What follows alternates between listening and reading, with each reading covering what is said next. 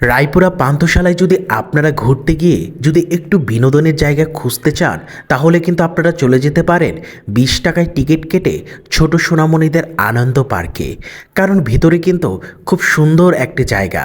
এই পার্কে কিন্তু ঢুকলে আপনার কিছুটা সময় আপনি কাটাতে পারবেন, কারণ মেঘনা নদীর তীর ঘেঁষে তো এই পার্কটা।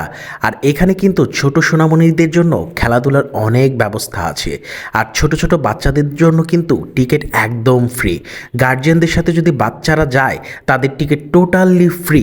আর ঘুরতে ঘুরতে যদি আপনি অনেক বেশি ক্লান্ত আর ক্ষুধার্ত হয়ে যান তাহলে কিন্তু আপনারা যেতে পারেন রিভার সাইড এই বার্গার রেস্টুরেন্টে। এই মিনি রেস্টুরেন্টে গেলে কিন্তু আপনি এই মেঘনা নদীর তীর ঘেঁষে বসে আপনার পছন্দের খাবার খেতে পারেন। এটা হচ্ছে চিজ মোমো। চিজ মোমো কিন্তু খেতে অনেক মজা, দেখতেও কিন্তু অনেকটা লোভনীয় মনে হচ্ছে। তাই একটু ট্রাই করে দেখি, যেহেতু আমি অনেকটা ক্ষুধার্ত ছিলাম। একটু কামড় দিতে এত সুন্দর একটা ফ্লেভার ভেতর থেকে আসছিল। চিজ মোমোটা আসলে অনেকটা টেস্ট ছিল।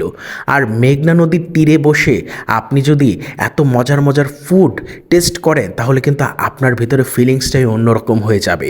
আর এটা কিন্তু একদম রায়পুরা পান্থশালা ফেরি ঘাটে এই মিনি রেস্টুরেন্টটা। এখানে কিন্তু আপনি খুব মজাদার লেমন চাও পেয়ে যাবেন।